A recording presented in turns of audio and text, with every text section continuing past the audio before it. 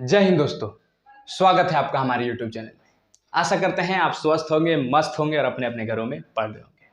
तो जैसा कि आप हमारा इंट्रोडक्शन वीडियो देख लिए होंगे, जिसमें हमने आपको आज के लिए कहा था कि आज हम श्री राम बैच का आगाज करने वाले हैं। तो श्री रामचंद्र के नाम को लेकर आज हम अपने क्लास को शुरू करेंगे और इस क्लास को पूरे अंजाम देंगे। और ये क्लास आपको बता दें कि ये क्लास आपका बिल्कुल ही फ्री क्लास है। इसमें आपको एक भी रुपए कहीं पर नहीं लगेगा और पूरा सिलेबस आपको करवाया जाएगा, एकदम फ्री ऑफ कॉस्ट। पूरा मैथ्स आपको सिलेबस आपको करवाया जाएगा। तो सिर्फ आपका एक काम है कि आपको इसे देखना है, इसे समझना है और एक एक चीज को अच्छे से गहन करके लिखते हुए चलना है। एक कॉपी बनाना है, बढ़िया से पढ़ना है।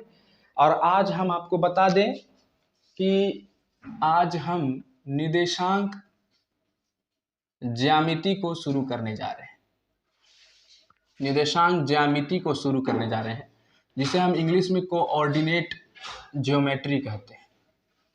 कोऑर्डिनेट ज्योमेट्री कहते हैं।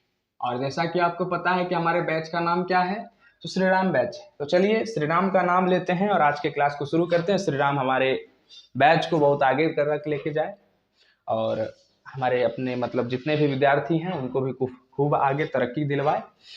तो चलिए शुरू करते हैं और निर्देशांक ज्यामिति से आज अपने क्लास को आह्वान शुरू करते हैं। तो सबसे पहली बात, आखिर बात आती है कि ये निर्देशांक ज्यामिति होती क्या है। आखिर हम निर्देशांक ज्यामिति होता क्या है, निर्देशांक ज्यामिति को पढ़ते क्यों है, ये तरह तरह की बात आज हम कॉन्सेप्ट की बात करते हैं। इंट्रोडक्शन क्लास है तो इसको थोड़ा मोड़ा नॉर्मली वे में समझेंगे, आसानी से समझेंगे, कुछ कुछ एक्सरसाइज के सवाल को भी करेंगे। तो धीरे धीरे आइए समझते हैं। तो सबसे पहली बात, हमने कक्षा 9 में क्लास 9th में हमने यह पढ़ा था कि किसी भी तरह का अगर हमको अंकित करना है कहीं पर किसी भी रेखा को, तो हम अक्ष का प्रयोग करते हैं। हम किस चीज का प्रयोग करते हैं? हम अक्ष का प्रयोग करते हैं। अगर मान लीजिए मैं आपको बोलूं एक रेखा में, आप इस तरह से एक रेखा है, तो आप रेखा में 4 को या 5 को या 6 को अंकित करके दिखाइए। तो आप क्या करिएगा, एक रेखा को खींचिएगा इस तरह से आप रेखा को खींचिएगा और ये जो रेखा आपको सोया हुआ रेखा नजर आ रहा है, इसे हम एक्स निर्देशांक कहते हैं, जिसे एक्स अक्ष भी कहा जाता है। और इसे जो इस तरह से खड़ा हुआ नजर आ रहा है, इसे हम वाई अक्ष कहते हैं। क्या कहते हैं? वाई अक्ष कहते हैं। तो अगर हम आपको बोले एक्स अक्ष किसे कहते हैं, वाई अक्ष किसे कहते हैं, तो सिंपली समझिएगा, वाई से दूरी को हम एक्स अक्ष कहते हैं। वाई के दूरी को हम क्या कहते हैं? एक्स अक्ष कहते हैं। इस चीज को सिंपली समझना है। अभी एक एक चीज को और अच्छे से समझते हैं, गहन तरीके से समझते हैं। देखिएगा, कुछ नहीं है, नॉर्मल है। मैं आपको निर्देशांक ज्यामिति के बारे में बता रहा, जैसा कि हमने कक्षा 9th में पढ़ा था कि हाँ, आपको किसी भी संख्या को अंकित करना है इस रेखा में, इस सरल रेखा में आपको अंकित करना है। तो हमने पहले कक्षा 9 में क्या किया था, मान लीजिए ये 0 है, इधर जितना भी होता है पूर्णांक, ये 1, ये 2, ये 3, ये 4, ये 5, ये 6, ये धनात्मक होती है। इधर अगर हम बात करें -1, -2, -3, -4, -5, ये क्या होती है? ये ऋणात्मक होती है। वाई अक्ष में ही अगर हम बात करें तो ऊपर की ओर जितने भी होते हैं वो धनात्मक होते हैं, 1, 2, 3, 4, 5, 6, इस तरह से कुछ। और नीचे की ओर जो भी होती है वो ऋणात्मक होती है, -1, -2, -3, -4, -5, -6। तो आपको कहा जाए कि x अक्ष पर आप 4 को दर्शाइए, तो आप क्या करिएगा, यहाँ पर 4 है तो यहाँ पर आप एक बिंदु खींच दीजिएगा। अगर बोले y अक्ष पे 4 को दर्शाइए, तो आप यहाँ पर इस तरह से खींच दीजिएगा। अगर हम बोले 4 और 5, तो 4 और 5, अगर हम आपको बोले इस तरह से 4 और 5, तो हमेशा इस चीज को याद रखना है, पहला वाला जो होता है वो x होता है, दूसरा वाला क्या होता है? y होता है। तो पहला वाला x क्या है? 4 है, और दूसरा वाला y क्या है? 5 है। तो यहाँ पर कहीं पर इस तरह से आप खींच के बताइए। तो कहीं ना कहीं इस तरह से इसका अगर रेखा की अगर हम बात करें, तो इस तरह से कहीं ना कहीं इसका एक रेखा इस तरह से बनेगा, जो कि 4 और 5 का, x और y का एक युग्म है। तो निर्देशांक ज्यामिति होता क्या है भैया? निर्देशांक ज्यामिति है क्या? तो निर्देशांक ज्यामिति कुछ नहीं है। निर्देशांक ज्यामिति जैसे कि हम बात करते हैं चैप्टर 1, 2, 2, 3 में हमने क्या पढ़ा था, हमने जो पढ़ा था ये पढ़ा था ax plus B Y plus C. कहीं ना कहीं आपने इस चीज को पढ़ा होगा चैप्टर 2 में। थोड़ा मोड़ा अगर आप लोग चैप्टर 2 का आपको थोड़ा सा नॉलेज है तो आप थोड़ा सा इस चीज को देखे होंगे कि हमने किसी भी अगर सरल रेखा को खींचना है तो उसका समीकरण ax plus B Y plus C होता है। याद रखना, अगर नहीं भी पढ़े तो याद रखिएगा, किसी भी सरल रेखा को अगर हमें खींचना है, क्या करना है, सरल रेखा को खींचना है तो उसका समीकरण ax plus B Y plus C होता है। अगर हमको प्रवलय, प्रवलय का मतलब हो सकता है इसमें फिगर इस तरह से हो सकता है फिगर इस तरह से हो सकता है, मतलब इसी नंबर रेखा में, इसी रेखा में फिगर हो सकता है इस तरह से हो सकता है कुछ इस तरह से फिगर हो जाए। तो इसको हम लोग कहते हैं, ये जो रेखा है इसको कहते हैं प्रवलय कहते हैं, जिसको इंग्लिश में हम कहते हैं पाराबोला। क्या कहते हैं, पाराबोला कहते हैं। तो इसका समीकरण कुछ ax square plus B X plus C होता है। ठीक है, इस चीज को याद रखना है। तो ax square plus B X plus C is equal to 0।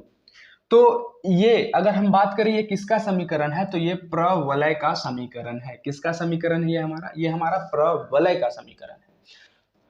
तो ये जो आप सरल रेखा देख रहे हैं, ये जो आप प्रवलय देख रहे हैं, इसको आसानी से समझने के लिए, इसको जो इस रेखा पर खींचने के लिए हम निर्देशांक ज्यामिति का प्रयोग करते हैं।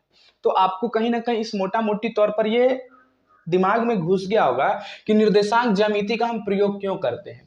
तो निर्देशांक ज्यामिति का हम प्रयोग इसलिए करते हैं ताकि हम सरल रेखा या प्रवलय को आसानी से हम निर्देशांक ज्यामिति में प्रयोग कर सकते हैं, जिसका हम फिगर बना सकते हैं, जिसका हम ये सरल रेखा कभी इस तरह से रेखा को बना सकते हैं, कभी इस तरह से हम रेखा को बना सकते हैं। तो इसी तरह से रेखा को जब हम बनाएंगे तो इसलिए हम निर्देशांक ज्यामिति का प्रयोग करते हैं।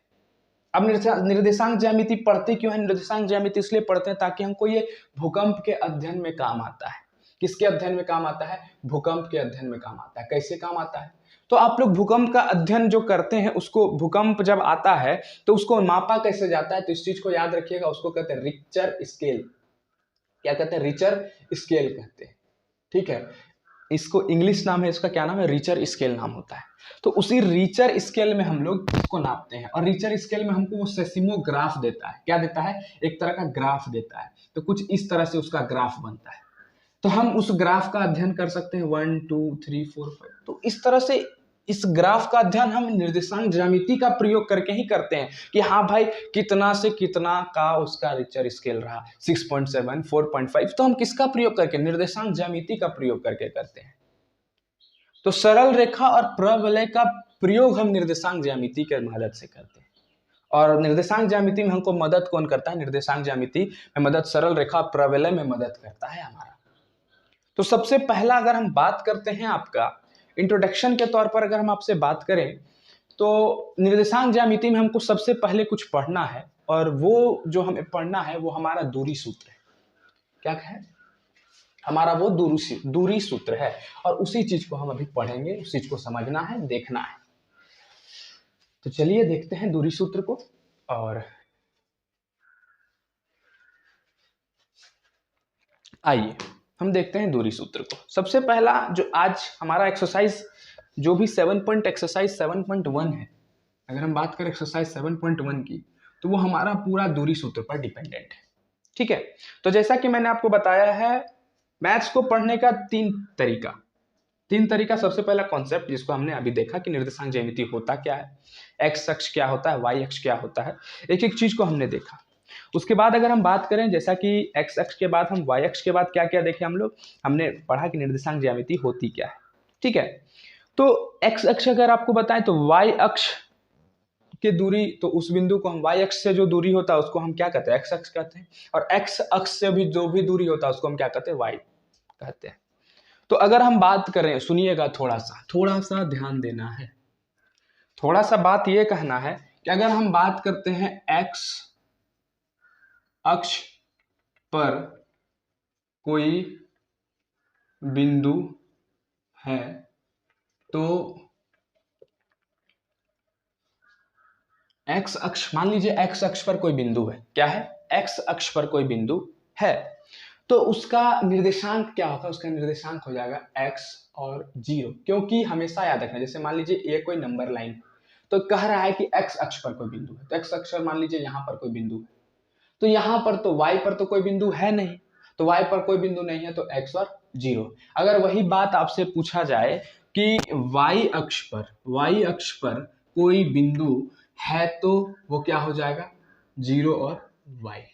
कोई दिक्कत यहाँ तक समझ में आया आपको? अब चलिए हम आगे चलते हैं और आगे अपना कुछ कार्यक्रम को करते हैं, जो कि सबसे पहला हमारा है दूरी सूत्र। भाई ये दूरी सूत्र होता क्या है? दूरी सूत्र को अंग्रेजी में हम लोग कहते हैं डिस्टेंस फॉर्मूला। क्या कहते हैं? डिस्टेंस फॉर्मूला कहते हैं। और इसी चीज को हमको गहन तरीके से, एक बढ़िया तरीके से समझना है, एक एक चीज को देखना है। आइए देखते हैं डिस्टेंस फॉर्मूला का मतलब क्या होता है। डिस्टेंस मतलब दूरी।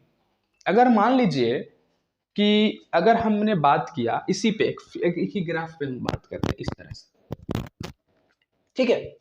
अगर हम बोले कि पूर्व की तरफ, मान लीजिए पूरब की तरफ, ये पूरब हो गया, ये क्या हो गया, ये उत्तर हो गया, ये क्या हो गया दक्षिण, ये सॉरी पश्चिम हो गया, ये क्या हो गया दक्षिण हो गया। समझना है एक एक चीज को। अगर हम आपको बोले कि पूर्व की तरफ, पूरब की तरफ राहुल का घर पूरब की तरफ 36 किलोमीटर है, कितना दूरी पर है, 36 किलोमीटर। तो कहीं ना कहीं मान लीजिए यहाँ पर 36 किलोमीटर पड़ रहा है, तो 36 किलोमीटर पूरब की तरफ, तो पूरब की तरफ ये कौन सा अक्ष हो गया, ये एक्स अक्ष हो गया।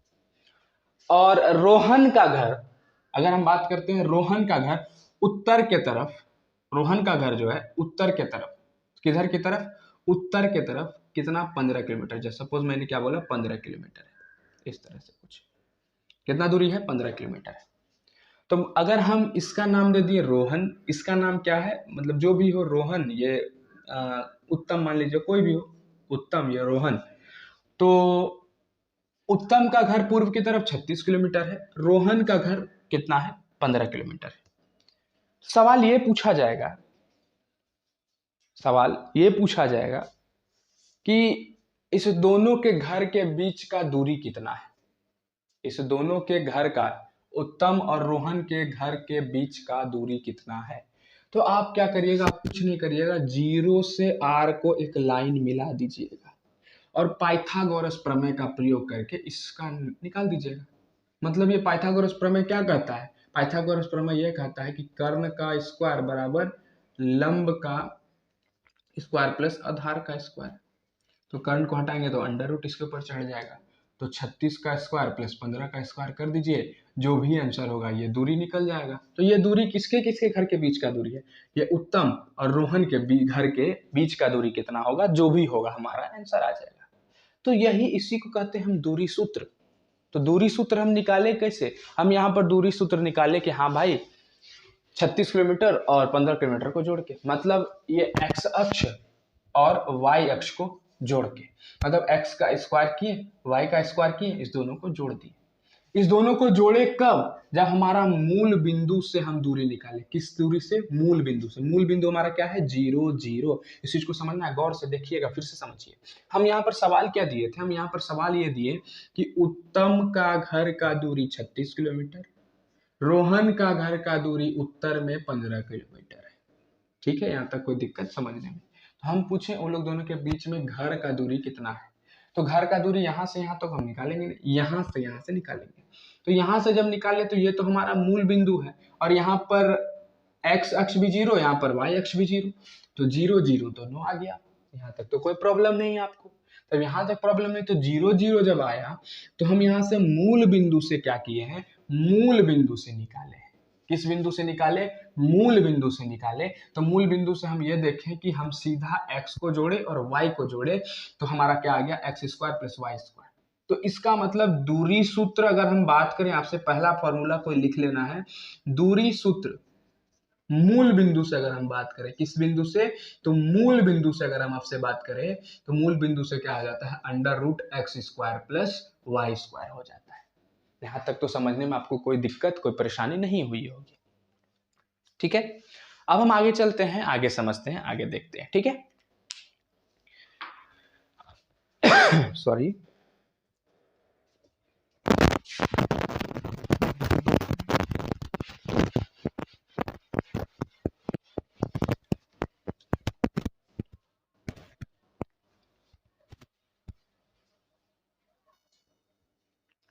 अब देखिए, अब आपके सामने एक चीज को याद रखना है कि अब इस तरह का बच्चा वाला सवाल आपके सामने नहीं दिया जाएगा। ये जो बच्चा वाला सवाल आप देखें, ये वाला सवाल नहीं दिया जाएगा कि एक्स स्क्वायर और वाई स्क्वायर को आप जोड़ दीजिए, जो भी होगा हमारा आंसर है। नहीं भाई, आप देखिए क्या दिया जाएगा। आपके सामने एक दो तरह का ग्राफ में आपको खींचने दे दिया जाएगा। तो सबसे पहला रहेगा, मान लीजिए हम देते हैं 4 और 6 और 6 और 8, इस दोनों के बीच का दूरी ज्ञात करने के लिए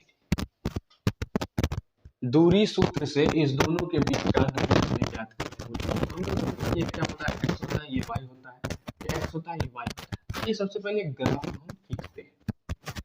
इस तरह से जब हम ग्राफ को खींचे तो हमारा इधर 1, ये 2, ये 3, ये 4, ये 5, ये 6, ये 7, ये 8, यहाँ तक आ गया। दूसरा 1, 2, 3, 4, 5, 6, 7, ये 8। चलिए यहाँ तक हम कर लिए। अब आगे चलते हैं, ये हो जाएगा -1, ये -2, ये -3, ये -4, ये -5, ये -6, ये -7। देखिए बच्चा लोग, थोड़ा सा आपको लगेगा कि हम क्या पढ़ रहे हैं, लेकिन इसको थोड़ा सा समझना है, बोर नहीं होना है, एक एक चीज को समझना है। यहाँ हम नाचने के लिए नहीं आए हैं, यहाँ हम पढ़ाने के लिए आए, हम गाने के लिए नहीं आए, यहाँ पढ़ाने के लिए आए। तो यहाँ इंटरटेन हमें नहीं होना है, ये पढ़ाई है, थोड़ा सा इसको गंभीरता से, सलीलता से एक एक चीज को समझते जाना है। चलिए ये देखिए, ये -1, ये -2, ये -3, ये -4, ये -5, ये -6, ये -7, ये -8, यहाँ तक चलिए हम आ गए। अब बात बोल रहा है कि सबसे पहले ग्राफ को खींचिए। तो ग्राफ को खींचने की मदद से अगर हम बात करें, ये 4 और 6 है, तो सबसे पहले x हमारा 4, x हमारा क्या है 4 है, और y हमारा क्या है 6 है। तो कहीं ना कहीं यहाँ पर ये 4 और 6 बनेगा। चलिए ठीक है। दूसरा, x हमारा 6 है और y हमारा क्या है 8 है, तो कहीं ना कहीं ये हमारा, सॉरी इतना दूर नहीं जाएगा, यहाँ तक आएगा, 6 और 8 यहाँ तक आएगा। तो हमें इसके और इसके बीच का दूरी ज्ञात करने बोल रहा है, तो हम इसको क्या करते हैं, हम इसको मिला देते हैं इस तरह से कुछ। इसका नाम दे देते हैं P, इसका नाम दे देते हैं Q। तो इतना दूर तो हमारा आ गया भाई। अब इसके बीच का दूरी ज्ञात कैसे करें, तो इसके बीच का दूरी कैसे ज्ञात होगा, इस चीज को समझना है। आइए देखते हैं। दूरी ज्ञात करने के लिए हम पहले क्या करते हैं, P से इस लाइन को यहाँ पर गिराते हैं, जो हमारा एक्चुअल है। फिर Q से इस लाइन को हम यहाँ पर गिराते हैं, जो हमारा एक्चुअल लाइन है। ठीक है। अब इस लाइन को जब हम गिराएं तो हम यहाँ से क्या देख रहे हैं, यहाँ से इस लाइन का नाम देते हैं PQ, इसका नाम देते हैं R, इसका नाम देते हैं S। ठीक है। अब हमने पिछले बार देखा था कि हम कहीं ना कहीं पाइथागोरस प्रमेय का प्रयोग किए थे, तो इसी तरह यहाँ पर भी पाइथागोरस प्रमेय का उपयोग करेंगे। लेकिन पाइथागोरस प्रमेय का प्रयोग करने के लिए हमें लंब का पता होना चाहिए। तो हम क्या करते हैं, यहाँ से एक लाइन को प्रतिच्छेद करते हुए खींचते हैं। तो ये क्या हो जाएगा, PT, इसका नाम दे देते हैं। तो QT हमारा बेस हो गया, PT हमारा जो भी, PT हमारा क्या है, PT भी हमारा लंब हो गया, और QT हमारा लंब हो गया, PT हमारा आधार हो गया, PQ हमारा कर्ण हो गया। तो हमें क्या करना है, PQ का क्या करना है, हमें PQ का हमें दूरी निकालना है। क्या करना है, दूरी निकालना है। तो PQ का दूरी कैसे निकलेगा, तो PQ का दूरी कुछ इस प्रकार से निकलेगा, इस चीज को समझिए। तो PQ का दूरी अगर निकालने बोले तो PQ क्या है हमारा, PQ हमारा कर्ण है। तो PQ हमारा कर्ण है, तो हम क्या करेंगे, QT और PT को जोड़ेंगे। क्या करेंगे, QT और PT को जोड़ेंगे। तो अगर QT और PT को जोड़ रहे हैं, देखिए चीज को ध्यान रखना है। देखिए तो 6 और 4, सबसे पहले एक चीज को मैं लिख देता हूँ आपके सामने, QT का स्क्वायर प्लस PT का स्क्वायर। यहाँ तक आप लोग को कोई दिक्कत, कोई परेशानी तो नहीं हुआ? नहीं हुआ।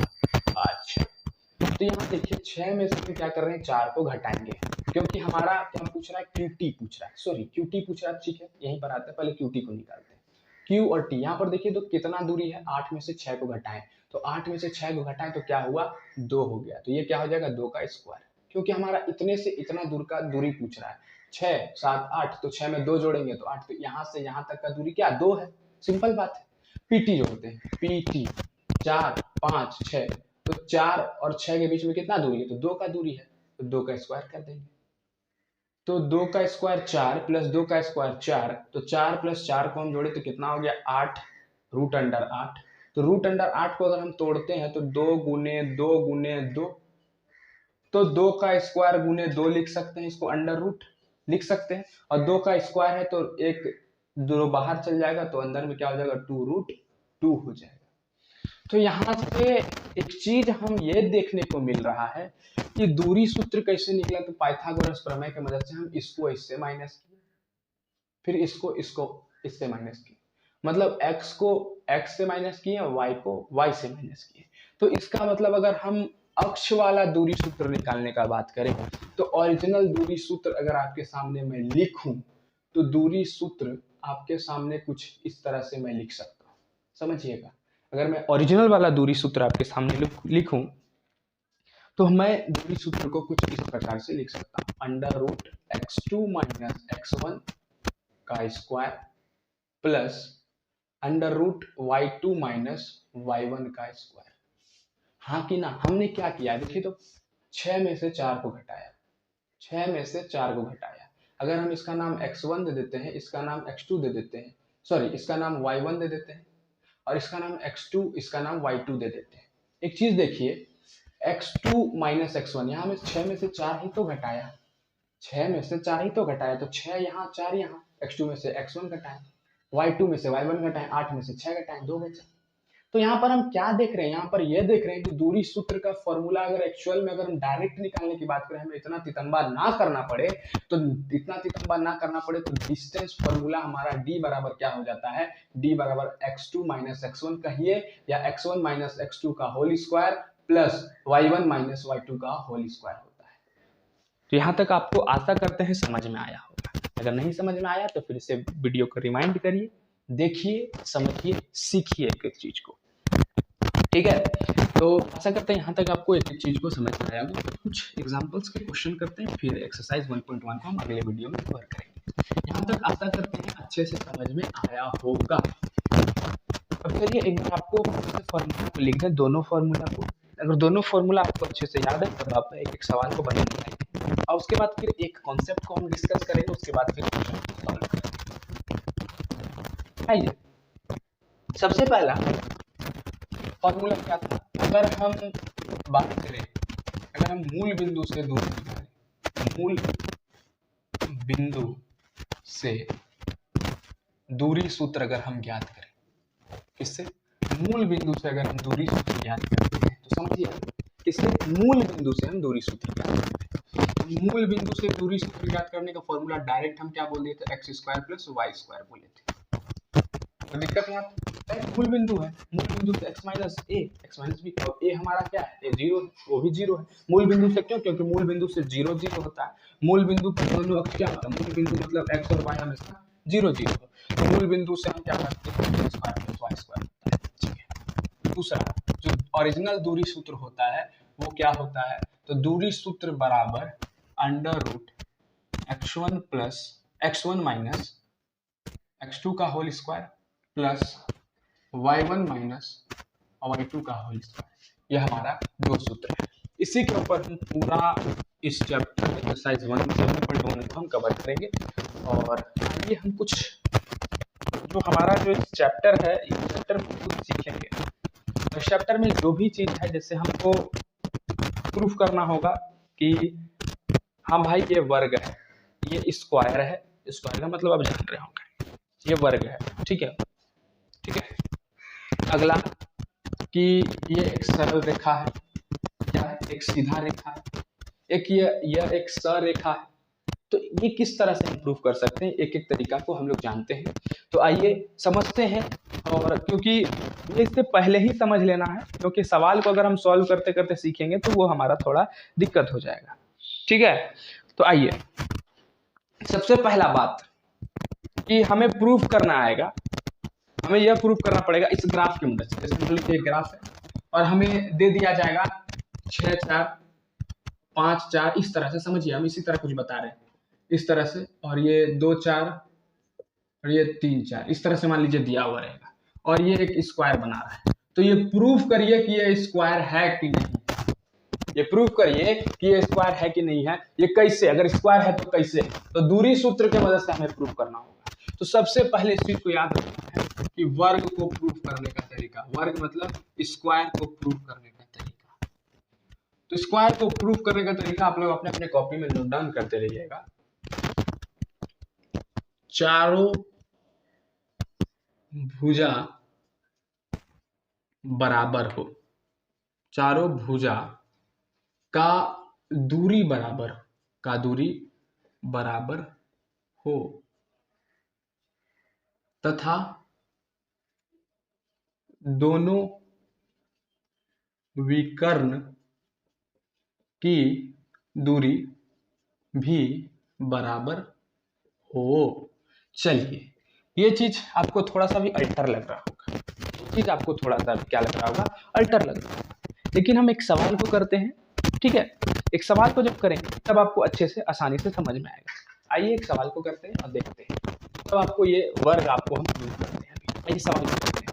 सवाल है कि बिंदु, ठीक है, सवाल समझिए। बिंदु एक साथ, ठीक है। दूसरा बिंदु है 4 2, तीसरा है -1 और चौथा है -4 4, ठीक है। तो अगर हम बात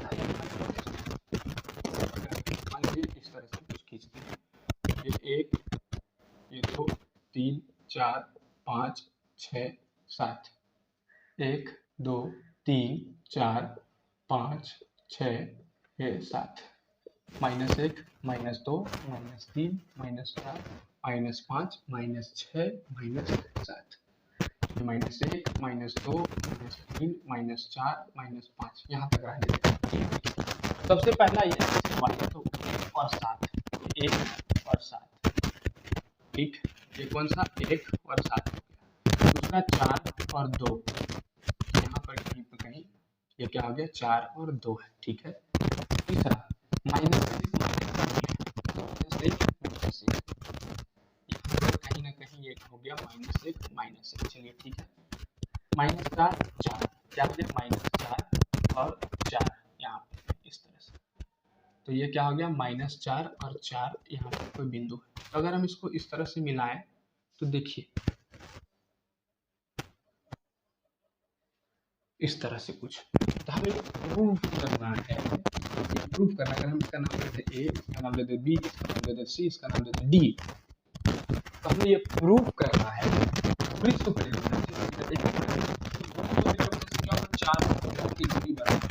तो मतलब ए बी बराबर बी सी होना चाहिए, बराबर सी डी बराबर ए डी होना चाहिए, ठीक है। बराबर क्या होना चाहिए, ए डी होना चाहिए। और दोनों का विकर्ण, विकर्ण का मतलब क्या होता है, यहाँ से इस तरह से इस तरह से, तो इन दोनों का विकर्ण, जैसे AC विकर्ण और BD विकर्ण, दोनों क्या होना चाहिए, बराबर होना चाहिए।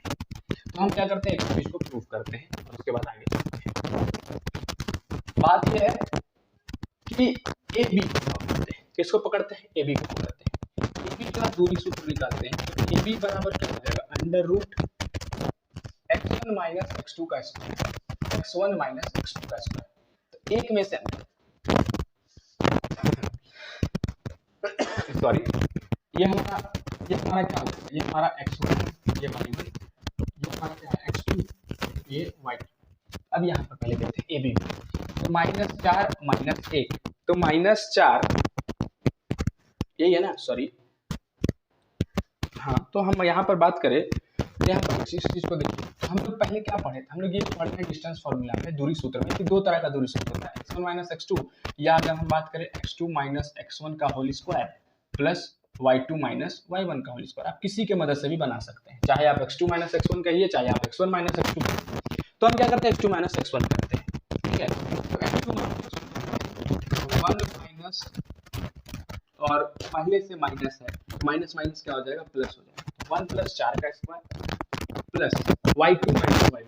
तो y2 कितना है हमारा, ये हमारा कितना है, 6 ही है ना, सॉरी 7 ही है, तो 7 है, तो 7 में से 4, 7 में से 4 का स्क्वायर।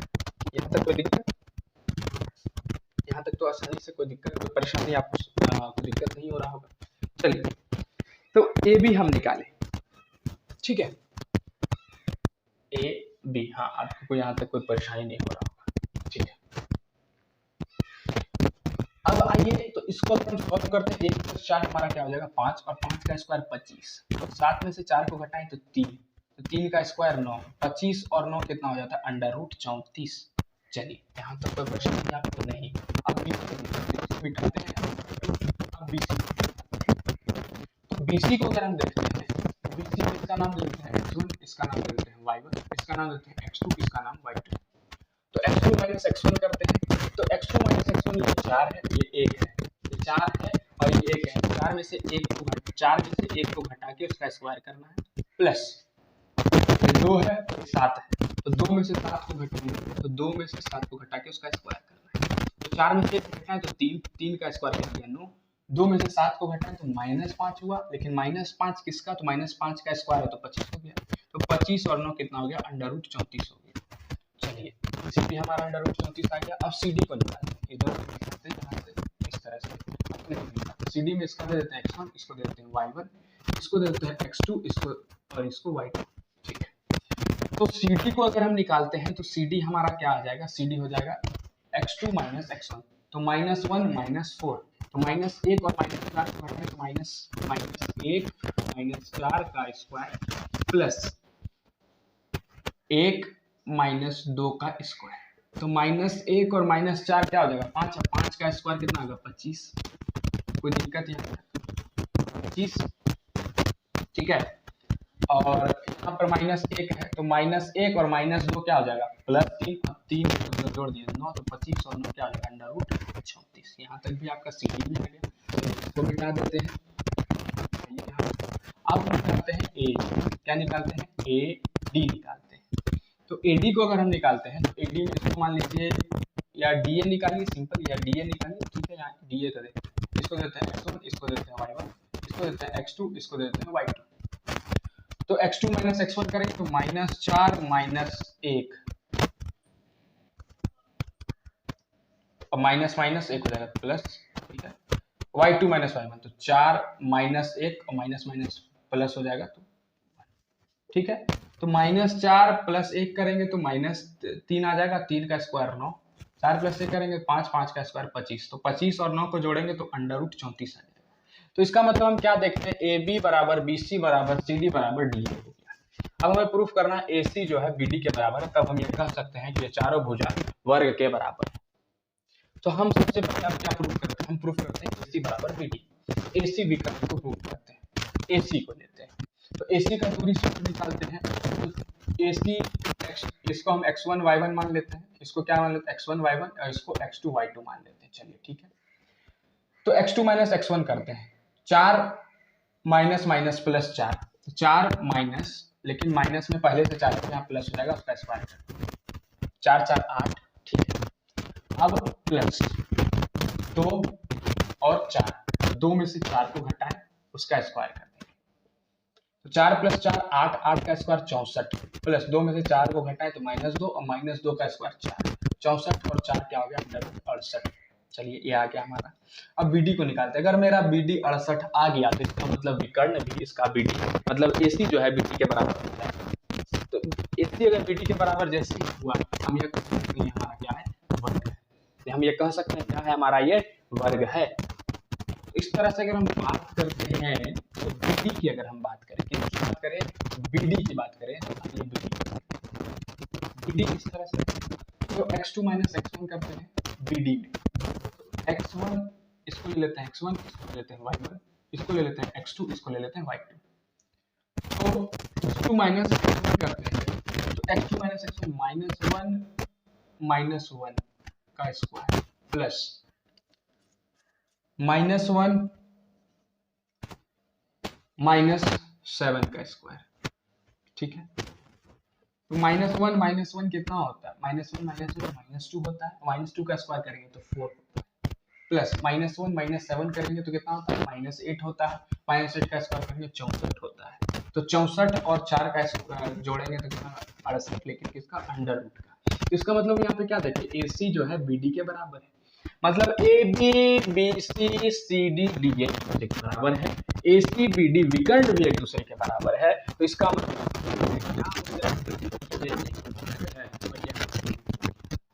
अगले क्लास में सीधी रेखा को देखेंगे, अगले क्लास में हम त्रिभुज को देखेंगे, अगले क्लास में समदूरस्थ को देखेंगे। ठीक है, आज का ये इंट्रोडक्शन क्लास था। उसके बाद हम कल के क्लास में एक एक चीज को देखेंगे, समदूरस्थ क्या है, उसके बाद आगे बढ़ेंगे तो हम देखेंगे त्रिभुज को कैसे प्रूव करेंगे कि हाँ भाई ये त्रिभुज भी बना सकता है।